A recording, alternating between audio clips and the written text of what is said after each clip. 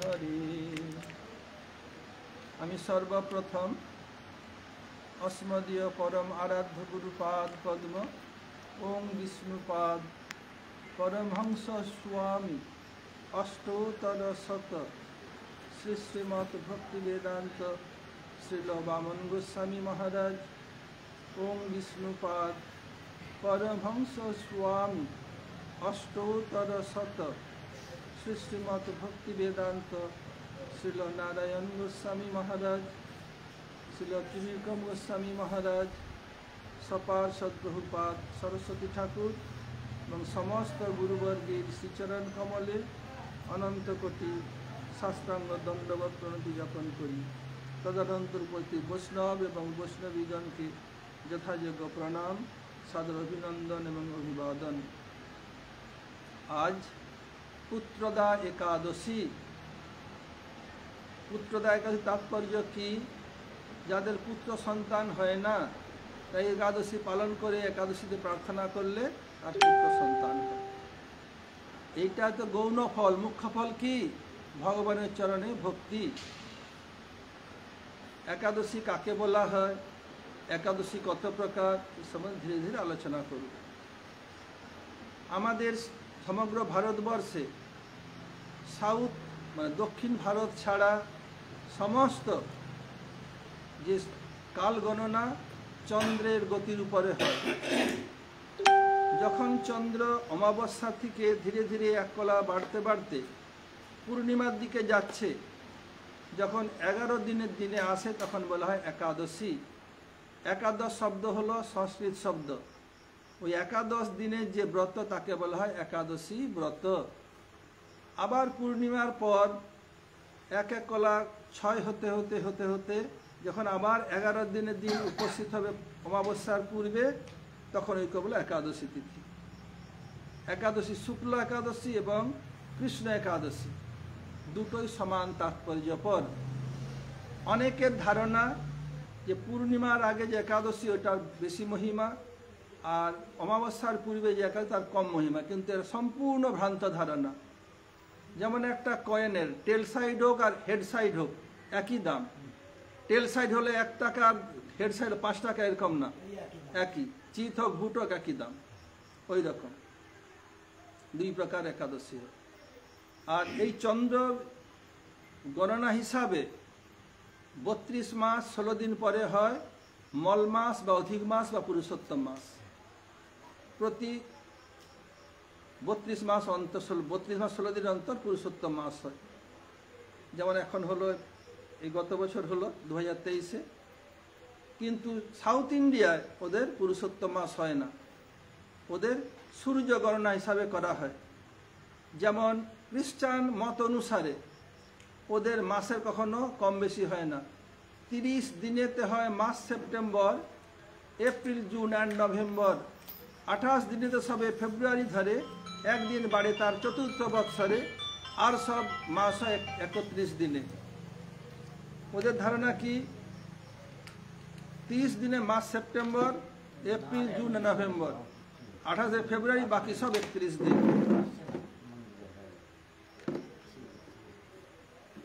হরে কৃষ্ণ হরে কৃষ্ণ হরে কৃষ্ণ।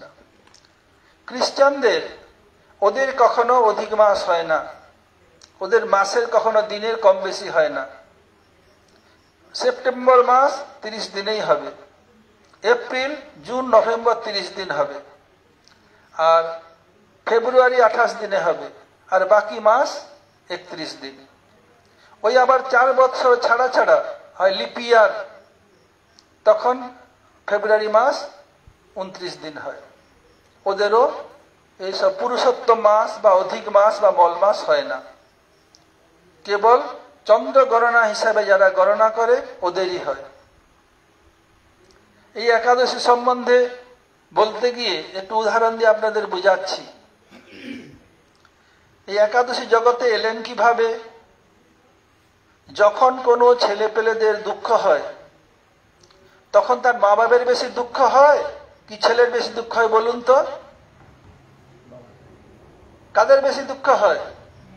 মা বাবার। ছেলেরা বুঝে না, ওই রকম বলছেন তমেব মাতা পিতা চ তমেব, তমেব সর্ব মম দেব দেব। কৃষ্ণই জগতের মাতা, কৃষ্ণই জগতের পিতা, সবকিছু। জগতের পিতা কৃষ্ণ যে না বলে বাপ, পিতৃদ্বহি পাতকীর জন্মে জন্মে তাপ। আমাদের নিজেদের জন্মদাতা মাতা পিতা আছেন, কিন্তু সম্পূর্ণ জগতের পিতাকে কৃষ্ণ। যে তাকে মানে না, জন্ম জন্ম তাকে পিতা ভুগতে হয়। কৃষ্ণ দ্বারকা একদিন বলছেন ওনার সারথী দারুককে, দারুক আমার রথটা নিয়ে এসো। নিয়ে এসছেন, কোথায় যাবেন? চলো এদিকে চলো। যেতে যেতে হঠাৎ তিনি শুনতে পেলেন লোক কাঁদছে, ছটফট করছে, বিলাপ করছে। কান্না দুই প্রকারের হয়, একটা আনন্দের কান্না আর একটা দুঃখের কান্না। যদি আনন্দের কান্না হয় তার চোখের জল একটু ঠান্ডা হবে, আর দুঃখে কাঁদলে জল গরম হবে। দেখে নেবেন, আপনারা উদাহরণ দিয়ে বুঝিয়ে দিচ্ছি। যেমন মনে করুন আপনাদের একটি ছেলে 7-8 পড়ছে, পড়তে পড়তে চলে গেল বাইরে পড়াশোনা করতে গেল।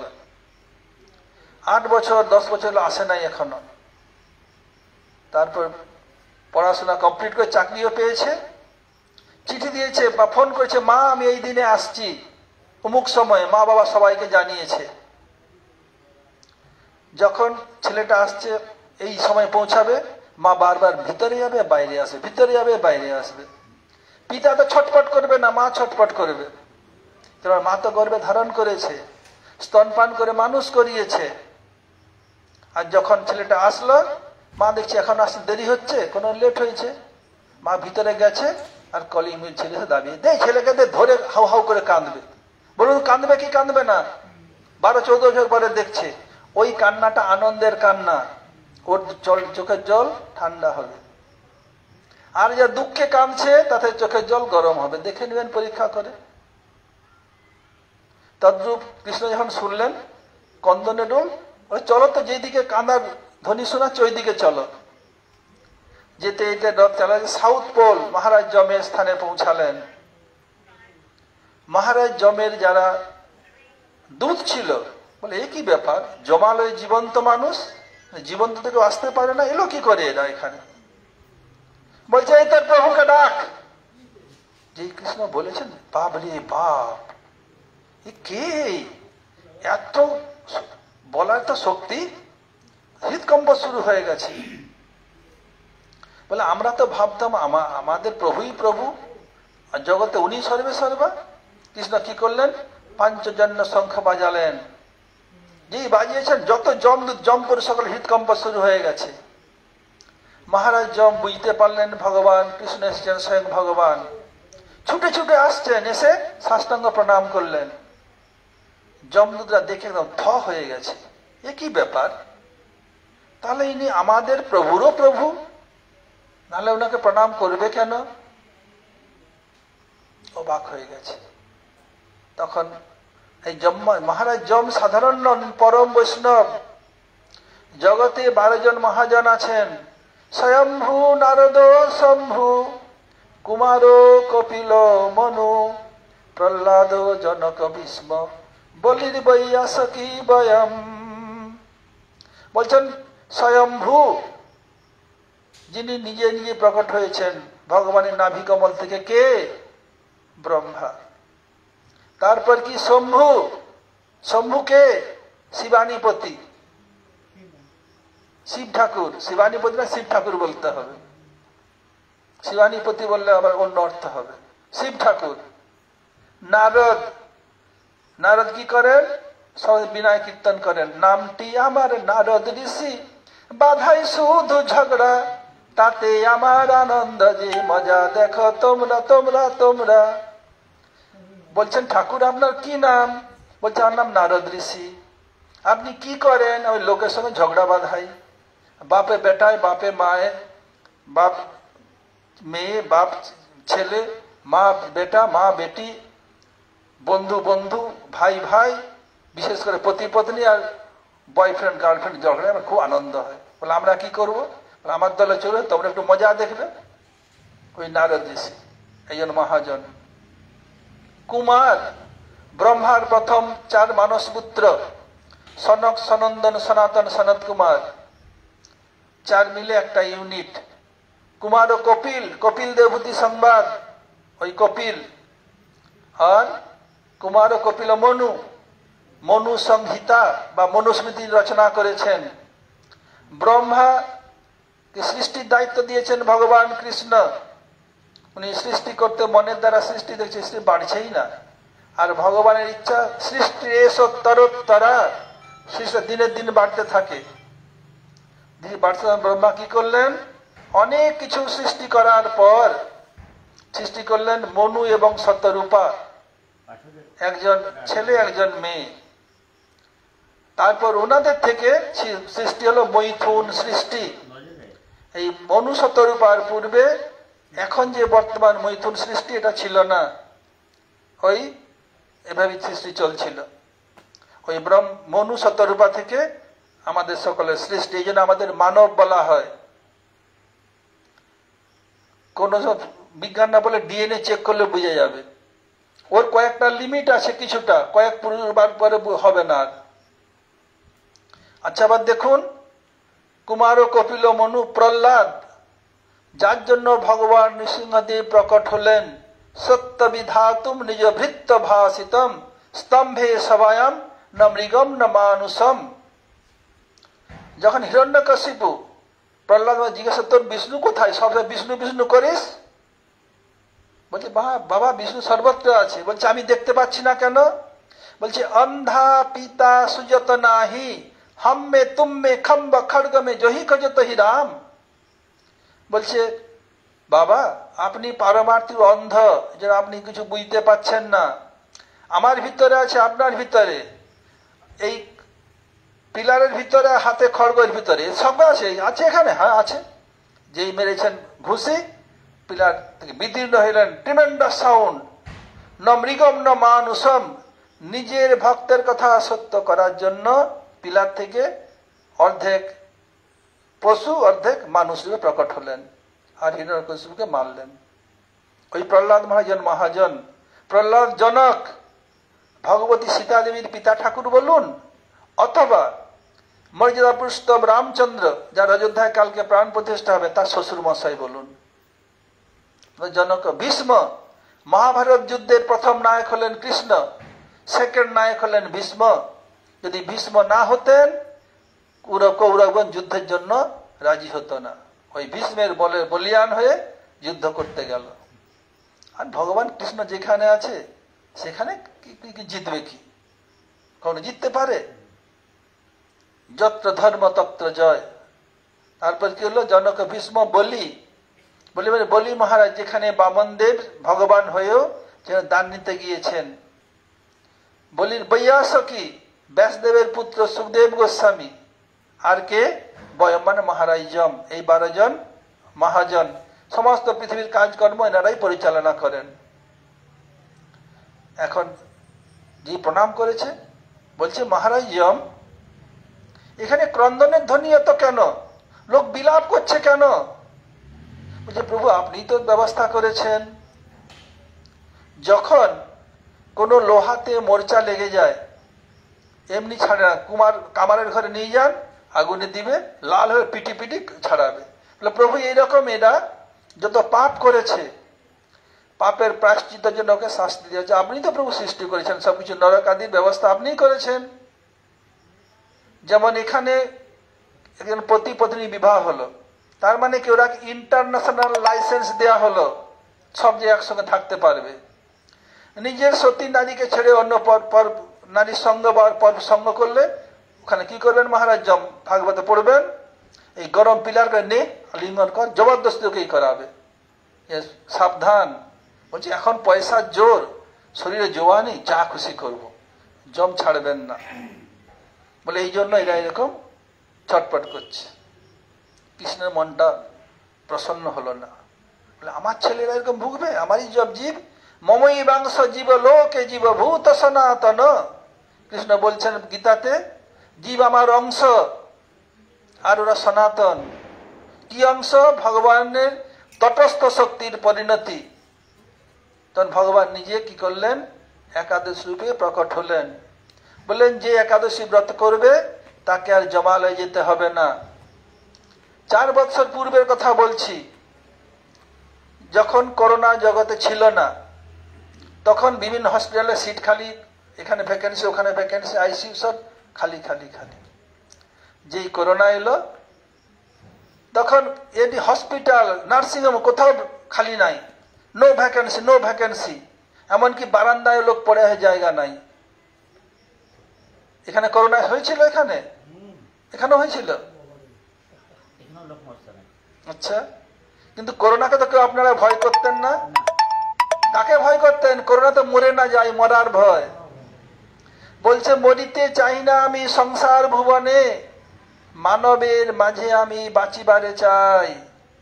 ওই জন্য ভয় কিসের? মৃত্যু ভয়। করোনায় মরে না যাই আমি। করোনা কাউকে ভয় ছিল না। স্পষ্ট কথা বলবো, মেসোমাসি তোমাদের আন্দামানে আসি বা না আসি, ভয় তো কার? মৃত্যু ভয়। তখন ভগবান কৃষ্ণ কি করলেন? নিজেই একাদশী প্রকট হলেন। যে একাদশী ব্রত করবে তাকে আর জমালয়ে যেতে হবে না, এই করলেন। ওই একাদশী সকলে বৈকুণ্ঠে যাচ্ছে।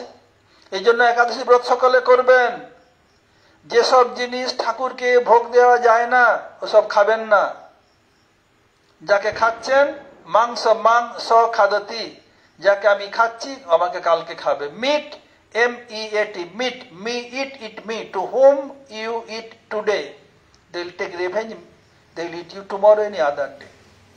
এই জন্য খাবেন না। কাল এক সজ্জন আমাকে বলছিল, বলছে এখানে গুরু আছে, সে অনেক শিষ্যও করেছে, দিয়ে একদিন হোটেলে দেখছে সে আবার ডিম খাচ্ছে। তো শিষ্য, গুরুদেব আপনি নিরামিষ খান না? বলে কেন? যে ডিম, বলে এটা পন্থ ফল, একে আমিষ বলতে নাই, ডিম বলতে নাই। লোকে এখন ঠকাচ্ছে। ওরা কি করবে? তাবুভৌ নরকম ঘোরম ব্রজত কালম অক্ষয়ম। কি করতে হবে? ওরাকে, শিষ্য আর গুরু দুজনেই নরকে যাবে। ওইসব গুরুকে বলছে তৎক্ষণাৎ পরিত্যাগ করে পুনশ্চ বিধিনা সম্যক গ্রাহেদ বৈষ্ণবাদ গুরু, সঙ্গে সঙ্গে ত্যাগ করে শুদ্ধ বৈষ্ণব গুরু করে ভজন করুন। নাহলে গুরু চেলা দুইজনের নরকে যাবে ঠেলাম ঠেলা। বলে আমি আগে যাবো, বলে আমি আগে যাবো। বলছে গুরু ত্যাগ করতে নাই, এটা বলা হয় সর্বশাস্ত্রে। কিন্তু বলছে বৈষ্ণব বিদ্বেষী চেত, যদি বৈষ্ণব বিদ্বেষী হয় আর কি করে? এই সব যেগুলো বললাম, অমেদ্য কুমেদ্য খায়, তখন কি হবে? তুরন্ত সমসময় গুরুকে ত্যাগ করে পুনশ্চ বিধিনা সম্যক গ্রাহেদ বৈষ্ণবাদ গুরু, সঙ্গে সঙ্গে ত্যাগ করে গুরুদেব বাই বাই দিয়ে কি করতে হবে? গুরুরপি অবলিপ্তস্য কার্য কার্যমজানত উৎপত প্রতিপন্নস্য পরিত্যাগ বিধীয়তে। গুরুরপি অবলিপ্তস্য, কুকর্মে যদি লিপ্ত হয়, অমেধ্য কুমেধ্য, মাছ মাংস ডিম রসুন পেঁয়াজ মদ বিড়ি সিগারেট চিলম এসব খায়, তখন কি? গুরুর কার্য মজানত, যে কার্য কি অকার্য কি জানে না, কোনটা ভালো মন্দ নিজেই জানে না, নিজেই বাঁধা হয়ে আছে, লোককে উদ্ধার করবে কি? তখন কার্য অজানত উৎপথ প্রতিপন্নস্য, কি হয়েছে? উৎপথ হয়ে গেছে, উৎপথগামী হয়েছে। তার কি? উৎপত্তি পরিত্যাগ বিধি, তোকে সঙ্গে ত্যাগ করতে হবে, শাস্ত্রে বলা আছে। বলছে জিনকে প্রিয় ন রাম বৈ দেহি তজৌ কোটি বৈরি সম যদ্যপ পরমশ নেহি, তজৌ পিতা প্রহ্লাদ বিভীষণ বন্ধু ভরত মহতারি, বলি গুরু তজৌ কন্ত ব্রজ বনিতন ভয়ো জগ মঙ্গলকারী। কাল প্রভু রামের বিগ্রহ প্রতিষ্ঠা হবে। বলছেন কি? জিনকে প্রিয় ন রাম বৈদেহী, যার ভগবান রাম এবং সীতাদেবী প্রিয় নয়, সে অত্যন্ত স্নেহশীল হলেও তাকে কোটি শত্রু সমান সঙ্গে সঙ্গে ত্যাগ করতে হয়। কে রয়েছে? কে? বলে পিতাকে মাতাকে ত্যাগ করে না। তজৌ পিতা প্রহ্লাদ, প্রহ্লাদ কি করলেন? নিজের বাবাকে ত্যাগ করলেন। ভরত মহতারি, ভরত মহারাজ প্রভু রামের অনুজ ছোট ভাই, মাকে ত্যাগ করলেন। কারণ কৈকেয়ীর জন্যই প্রভু রামকে জঙ্গলে যেতে হলো, বনবাসে। প্রভু রাম 14 বছর বনবাস কাটিয়ে ফিরেছেন, এখানে সবাই ভালো আছে। প্রভু রাম কৌশল্যা মা বলেন, কৈকেয়ীকে ছোট মা, সুমিত্রা ছোট মা বলেন। সবাই এরকম চলছে এই করছে। আর ভরত কখনো কৈকেয়ীকে মা বলে না, মহারানী কৈকেয়ী। মানে অনেক বছর কেটে গেছে, মা কৈকেয়ী বলছেন, রাম তোকে আর কথা বলবো, আর পালন করবি? বলছে মা এরকম কেন বলছেন, আপনার কথা আমি কোনোদিন অমান্য করি নাই, এরকম বলছেন কেন? বলছে দেখ এখনো বয়স হয়ে গেছে, কবে মরবো তার ঠিক নাই। ভরতকে বলে একবার আমাকে মা বলে ডাকুক, তাহলে আমার হৃদয়টা শীতল হয়। বলে কেন? বলে না, কি বলে? বলে মহারানী কৈকেয়ী। বলছে আমি চেষ্টা করব। ভরতকে কয়েকদিন পরে ভরতকে ডেকেছেন, ভরত আমি কোনো আদেশ করলে কথা পালন করবে? একই কথা, প্রভু কোনো আদেশ কোনোদিন করতে হয় না, সব নিজেই করে নি, এরকম বলছেন কেন? যে জন কৃষ্ণ ভজে সে বড় চতুর, যিনি ভগবানের ভজন করেন খুব চতুর চালাক হন। ভগবানকেও কোথায় ভক্তের হাতে বিকিয়ে দিবে ভগবান জানতে পারবেন না, ওই তার হৃদয়ে থাকতে হবে। ভরত বললেন, দাদা একটা কথা, মহারানী কৈকেয়ীকে মা বলা ছাড়া যা বলবেন আমি সব পালন করব। দেখুন ভরত মহাতারী গুরু ত্যাগ করতে নাই, বলি গুরু ত্যাজো। বলি মহারাজ কি করলেন? গুরু শুক্রাচার্য ত্যাগ করলেন। কেন? উনি বামন দেবকে দান দিতে যাচ্ছেন, গুরু বললেন না তুই দিবি না। দেখলো এই দান দেয় তো বিষ্ণু সব নিয়ে নিবে, আমার সংসার চলবে কি করে? গুরুকে ত্যাগ করলেন। শুধু ত্যাগ নয়, কি করলেন? ওই আচরণ করতে যাচ্ছেন, আচরণ না করলে, সংকল্প না করলে কিছু করা শুদ্ধ কাজ হবে না। তখন শুক্রাচার্য দেখলো কি, এই তো গঙ্গাসাগর আছে, এতে বৃন্দার সোনার এতে আছে এরকম জল বেরোনোর জন্য, ওতে মাছিয়ে আচ্ছাদন করে দিল। ভগবান বামদেব মুচকি মুচকি হাসছেন, বলছে শুক্রাচার্য তুমি ভাবছো খুব চতুর না, তুমি চতুর নয় ফতুর। তিনি কি করলেন? বলছে বামনদেব বলছেন, বলি তোমার ঘরে সব চাকর বাকর চাকর চাকরানি ভালো করে সাফ করে এখন ময়লা জমে আছে, এই তো যোগ্য হয়েছে না, ওই কুষ্ঠটা সাফ করে দাও। যে ই করেছে আর ই করছে, লেগেছে, চোখ কানা হয়ে গেছে, উড়ে পালিয়ে গেছে ওখান দিয়ে বেরিয়ে, তখন রক্ত আসছে, জলের লাল। এখানে সিদ্ধান্ত এবং শিক্ষা কি? যদি কেউ ভগবানের ভজন করতে চায়, সেবা করতে চায়, যদি কেউ বাধা দেয়, পতি চায় পত্নী বাধা দেয়, পত্নী চায় পতি বাধা দেয়, বাবা চায় ছেলেরা বাধা দেয়, ছেলেরা চায় বাবা বাধা দেয়, এই জন্মে হোক অপর জন্মে হোক তাকে অন্ধ হতেই হবে। দেখবেন বড় বড় আই স্পেশালিস্ট, তার ছেলে অন্ধ, কিছুই করতে পারছে না। এই জন্যই কি হলো, বলি গুরু ত্যাজেও এখানে ত্যাগ করার দেখালেন। এমনি সাধারণভাবে বলা হয় গুরু ত্যাগ করতে নাই, কিন্তু বিশেষ পড়লে সব দেখা যাবে ওখানে। তারপর কি বলি গুরু ত্যাজেও কন্তব্য বনিতান, বলছেন সতীর দেবতা পতি জীবনের সার, পুজিতে এসেছি ভবে চরণ তোমার। আর এখানে কি করলেন? যিনি ব্রজগোপীগণ, তাদের স্বামীরা কৃষ্ণ দর্শনে বাধা দিয়েছিল, স্বামীকে ত্যাগ করে দিলেন। তাদের কোন পিতা প্রহ্লাদ ভাই বাবাকে ত্যাগ করলেন। আর বিভীষণ বন্ধু মানে নিজের ভাই রাবণকে ত্যাগ করলেন। ভাইও জগমঙ্গল, যাদের মঙ্গলই মঙ্গল, আর সকলেই সব সুন্দর গুণগান কীর্তন করে। যেন যারা না জেনে এরকম গুরু করেছেন, ছেড়ে দিন, মঙ্গলই মঙ্গল হবে।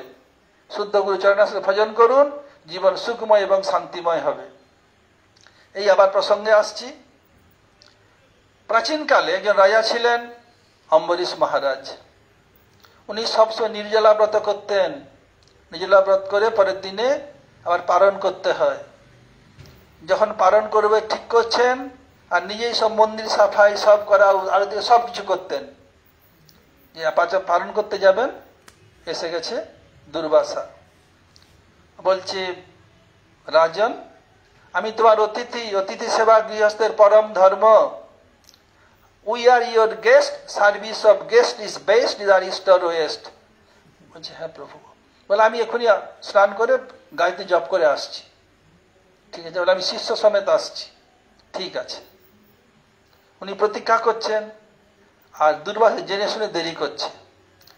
যদি একাদশী ব্রত করা হয়, ব্রতের পরের দিন সময় অনুসারে যদি পালন না করা হয়, ব্রতের ফল পুরো পাওয়া যাবে না। তখন উনি বড় বড় ব্রাহ্মণ পণ্ডিত বৈষ্ণবগণকে ডেকে জিজ্ঞেস করলেন, আমি কি করব এখন? যদি আমি পালন না করি তাহলে একাদশী ব্রত নষ্ট হয়ে যাবে, ভক্তি নষ্ট হবে। আর যদি পালন করি তাহলে দুর্বাসার মতো মহর্ষিকে অবমাননা হবে, তাহলে আমার জীবন নষ্ট হয়ে যাবে, কি করব আপনারা বলুন।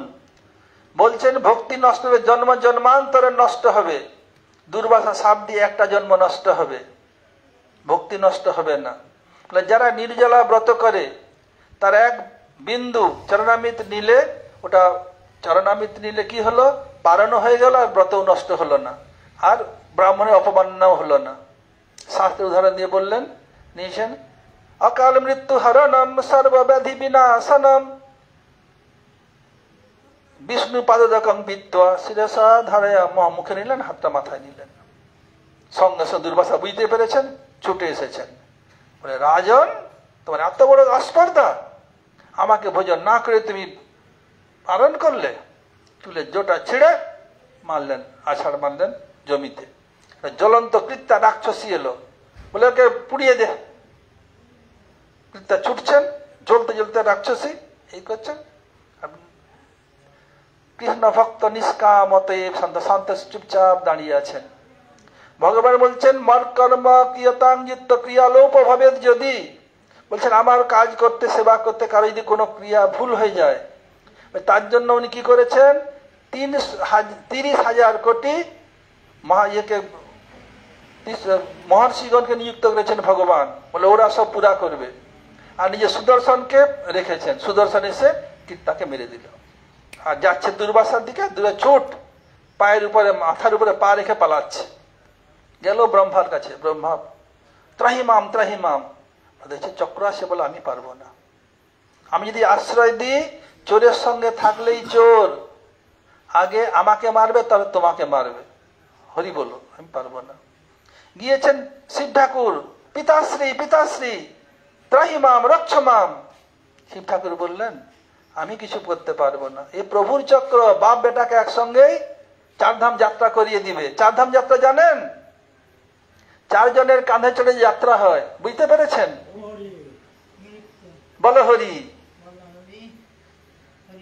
ওইটা বললে খারাপ শোনায়, চারধাম যাত্রা বলে বাহ কি সুন্দর।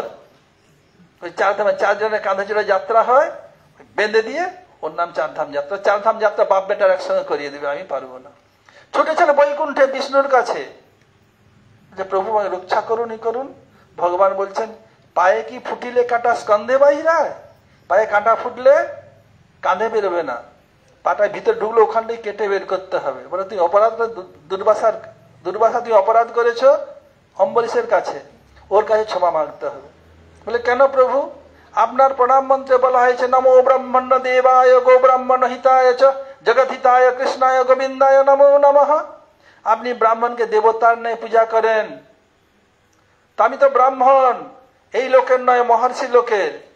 আপনি আমার পক্ষ না নিয়ে এই সাদা কাপড় ক্ষত্রিয় গৃহস্থের পক্ষ নিচ্ছেন। বলছে আমি রাজারও পক্ষ নিচ্ছি না, ক্ষত্রিয় না, গৃহস্থের নিচ্ছি না। বলে আপনি তো পরম স্বতন্ত্র। বলে হ্যাঁ আমি পরম স্বতন্ত্র, সর্বতন স্বতন্ত্র, কিন্তু ভক্ত পরতন্ত্র, অহং ভক্ত পরাধীন, ভক্তের পরাধীন, আমি কিছু করতে পারবো না। যাও দুর্বাসার, যাও তুমি যাও, আমার ভক্তকে ক্ষমা মাগো। ওখান থেকে কোনো উপায় না দেখে ফিরে এসেছেন। ওই ব্রহ্মলোক, শিবলোক, কৈলাস আর বৈকুণ্ঠ করতে করতে এই জগতের 1 বছর হয়ে গেছে। অম্বরীশ মহারাজ কিছু খান নাই, পান করেন নাই 1 বছর, কেবল একাদশীর পরের দিনে একমাত্র চরণামৃত নিয়ে পালন করতেন। এসে সঙ্গে সঙ্গে দুর্বাসা সাষ্টাঙ্গ প্রণাম করেছেন রাজা অম্বরীশকে। অম্বরীশ প্রণাম করে বলে আমি কি ব্যাপার, আমি গৃহস্থ, আপনাকে এরকম কি করছেন কি? বলছে অম্বরীশ ক্ষমা করো। বলছে আমার জন্য আপনার এত কষ্ট, আমাকে আপনি ক্ষমা করুন। বলছে অম্বরীশ আমি তোমার মহিমা বুঝেছি, বিষ্ণু নিজে বলেছেন ভগবান। তখন বলছেন দুর্বাসা অহো অনন্ত দাসানাং প্রভাবদৃষ্ট মে মহিমাদৃষ্ট মে, আজকে আমি ভগবানের ভক্তের মহিমা দেখলাম। আমি করেছি অপরাধ, ভগবানের ভক্ত নিজেকে অপরাধী মানছে। বলছে প্রভু প্রসাদ সেবা করুন। বলছে না তুমি করো। বলে না, আপনাকে প্রসাদ পাইয়ে তারপর পাবো। দুর্বাসাকে প্রসাদ পাইয়ে তারপরে উনি 1 বছর পরে প্রসাদ পেলেন। দেখুন একাদশীর কেমন মহিমা। আজ এই পর্যন্ত থাক। হরে কৃষ্ণ।